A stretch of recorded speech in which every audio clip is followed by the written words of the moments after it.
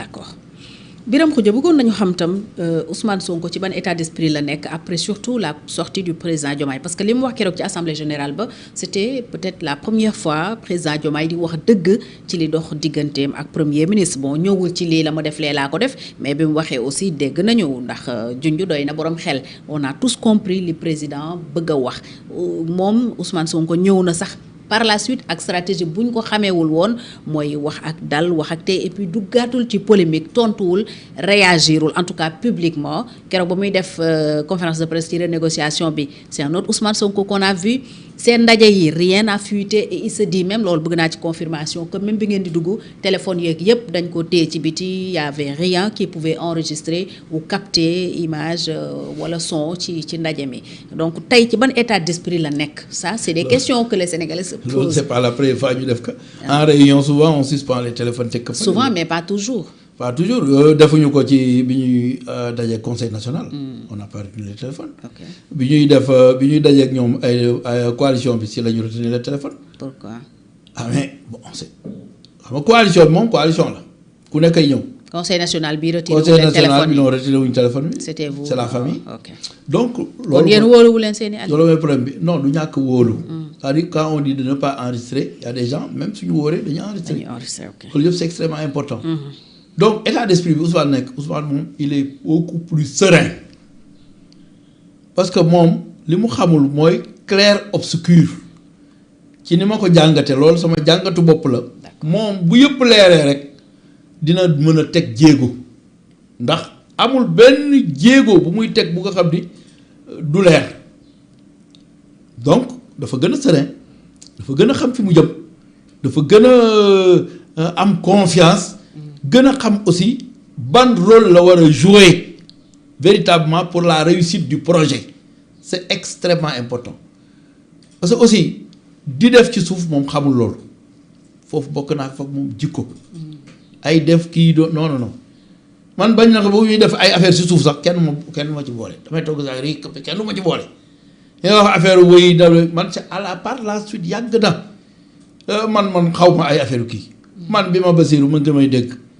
bi ñu demee matul sax un mois ñaata yoon lañ toog faluñu ma at bi mu toogee matul un mois woo na ma ni ma SG na nga def ça va bien ça va SG lan nga soxla ndax bëgg nga poste ak yooyu ma ne ko SG ma ne ko man kat gagné bi daal laa bëggoon comme gagné nañu rek man maa ngi fecc man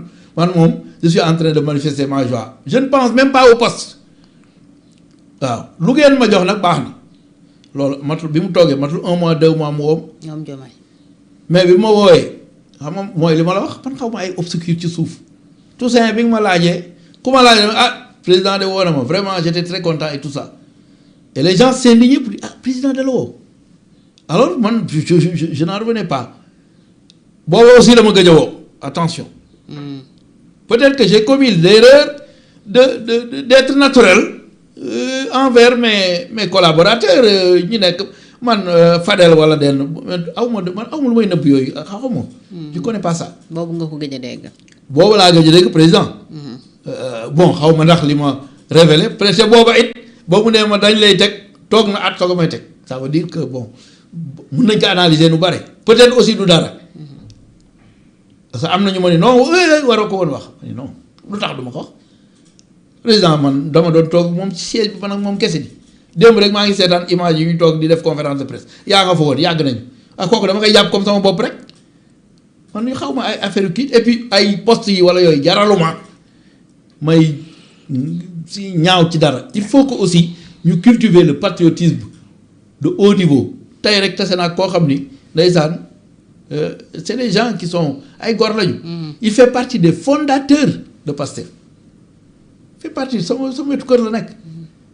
fondateur Pastef nga xam ne lu bëri luy ñëw foofu lañ ko doon toggee foofu tey mi ngi toog jàpp njaamuram ma gis ni kii gor bu ba sëkk la te yàlla may na ko loo xam ne li ñu xëccoo yëpp am na ko parce que mi ngi am jàmm te ñàkkul dara mais loolu dañu ko war a xam loolu jëm na sax tewe ci bu ñuy dem ci les locales yeeg yooyu il faut que ñu dal il faut que ñu xam ni bon affaire yi ce n'est pas xëccoo du cëru gor carrément xëccoo sax dafa am fu mu yem man moo xëccoo yow poste fekkee ni teg naa sama candidat nga teg bu doon sama sagoo boo paree nga bañ ma def ennemi bu ma la jàllalee man ma nekk tafus ci yow ñu ànd liggéey parce que liggéey bi véritablement Sénégal bi ngi ñuy xaar ci loolu. am na lu bari mën nañ ko def si suuf balle en bas boobu defe naa la Ousmane Sonko prôné. c'est-à-dire au bas la terre aujourd'hui nañu fexe ba l'essentiel mooy liggéeyu gouvernement bi ñu góorgóorlu nañu fexe l'essentiel mooy ku nekk fañ la teg nga jouer sa rôle pleinement l'essentiel mooy ku nekk nga bàyyi xasteeg gaarwaaleeg yooyu yëpp ñun soxla sax ñuy tontu yooyu ñun nañu concentré wu ci 1 million de militants bi politiquement. nan la réagir personnellement ci déclaration yi am foofu keroog notamment bu président Diomaye. non mais mënul ñëw di ñu wax président Diomaye nee na nangam man nii laa ci xalaat il l'a pas dit wala boog déglu ma ko am na yoo xam ne bon y'avait trop ñu wax peut-être mën na mais jàppuma fu mu waxee ni non li mu wax daal mooy que ñun nekkuñu fit pour di tontu on va pas le faire. L'essentiel c'est de se concentrer sur le travail. Le travail c'est quoi? C'est aller élargir la base, c'est aller mettre les structures, c'est penser au congrès, c'est donner son avis ci conseil national bi nan la ñu war a doxee et cetera. C'est aussi dem animer la base, c'est aussi la formation à la base des militants et militantes daara Cheikh Anta Diop. maa ngi nuyu en passant le directeur Moustapha Sarré ministre. donc mu def ci jéego yu am solo ak ña mu àndal. donc véritablement ñun loolu la ñu kii te loolu nag yàgg naa ko wax parce que loolu mooy cëru gor c'est-à-dire même quand vous êtes dans des camps yu bokkul ngeen joxante cër nawlante mu jeex politique foofu la war dem politique war na génn ci animosité parce que Sénégal ñoo ko bokk objectif bi aussi ñoo ko bokk maa la gën a mën a defar déedéet maa la gën a lool rek. keroog loolu laa wax bi ñuy wax ci affaire mairie Parcelles maa la defar rek defar man dinaa xëccoo di defaral ma ànd ak yow ñu defar. monsieur Lo Sénégalais yu bëri tey dañu am impression que parce que man déglu naa la mais lu ci ëpp ci wax ji mi ngi tourner autour de massifier la Pastef massifier la coalition Diomaye président itam ñoom ñi ngi xool nu ñu gën a yaatoo nu ñu gën a taxawee est-ce que fàttewu leen Sénégal ak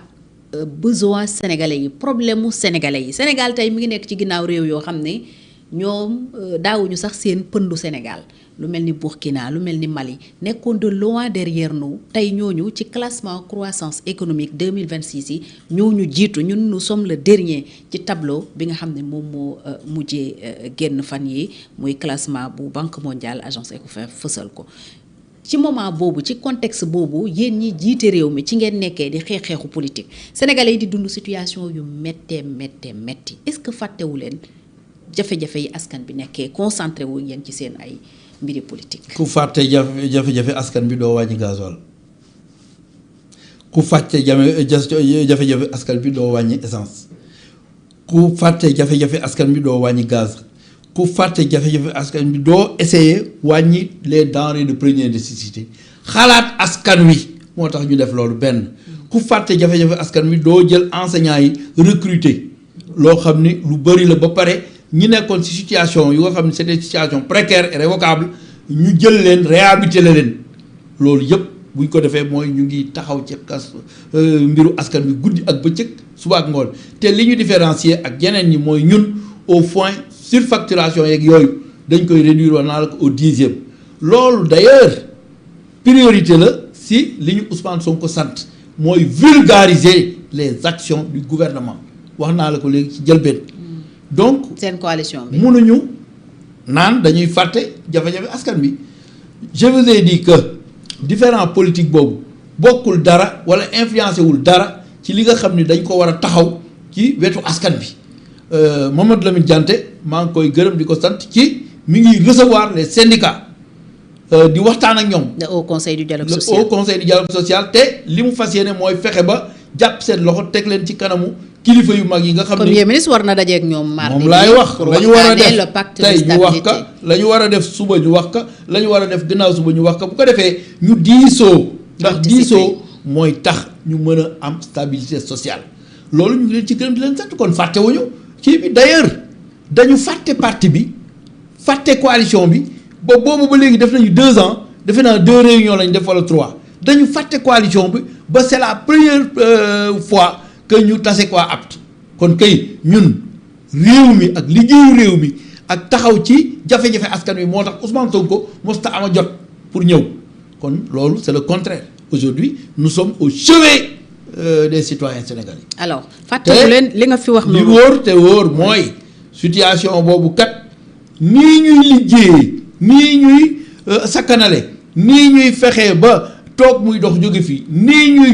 jubal jubbante bu fekkoon ni président Macky Sall noonu la def depuis 2012 kon tey lii ñuy dund duñ ko dund donc lii ñuy dund dafa am fu mu jógee lii ñuy dund dafa jóge ci dette cachée bi te dunduñu li Mozambique dundoon bi mu amee dette cachée nga xam ni dafa dem récession économique extraordinaire ba kenn mënatu fa dund alors loolu yëpp daluñu ñu ngi fay salaire yi normalement malgré une dette cachée te ñoom seen dette cachée bu ndaw la woon ñun suñu dette cachée c'est 7 000 milliards c'est faramineux d'ailleurs les gens se demandent comment peut-on cacher une dette ak li Abdourahmane Sarr wax yëpp vous parlez toujours de dette cachée. mais kan dette